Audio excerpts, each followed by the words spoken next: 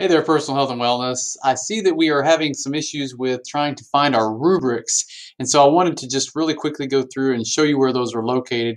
Right now, I am in the Start Working tab. Obviously, there's our course calendar. That's a big thing to keep up with and watch.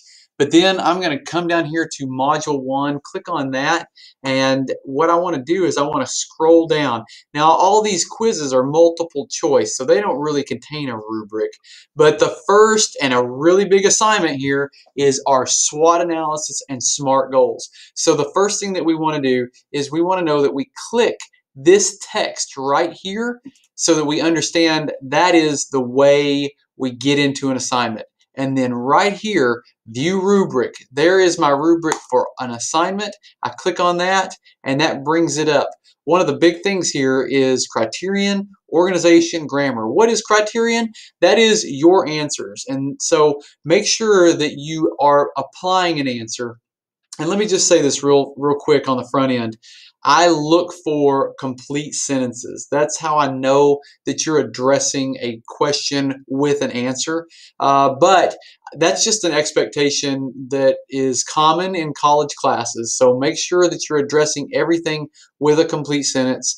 And to get a proficiency score, that means the whole points out of your criterion, the student will have reviewed all criterion and proved a transfer of knowledge has occurred. And so that is a very gray statement, I know, but what I need to do is be able to see with evidence that what you're saying is that you know the answer by this reasoning. So make sure you do it that way. The next thing here is organization. I'm looking for very specific organization. I do not have rules. I do not require you to write it in Times New Roman or Arial or have bullets here and there. What I'm looking for you to do, though, is to provide organization. That is something that is independent and autonomous to you, the student. I don't believe that that's where I should step in. I think that you should have creativity, and that's a very important thing. And so you learn that by incorporating organization into your assignment submission. The last thing here, the student used appropriate grammar.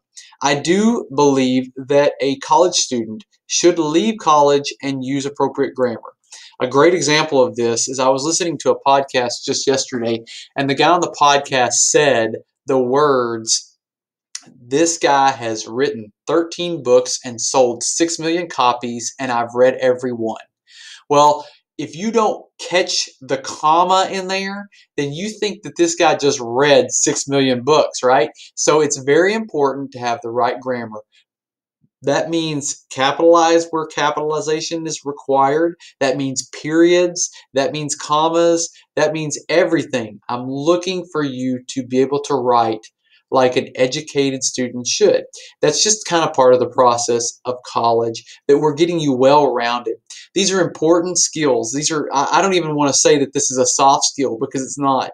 It's incredibly important that you can write with good grammar.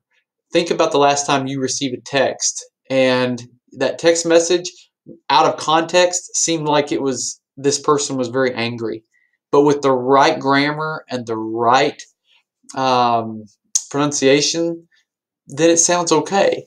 But you can get a little hurt from not seeing that. So make sure that you're using good grammar and you're including all of these contents right here in your assignment. Hit me up with any questions. See you soon.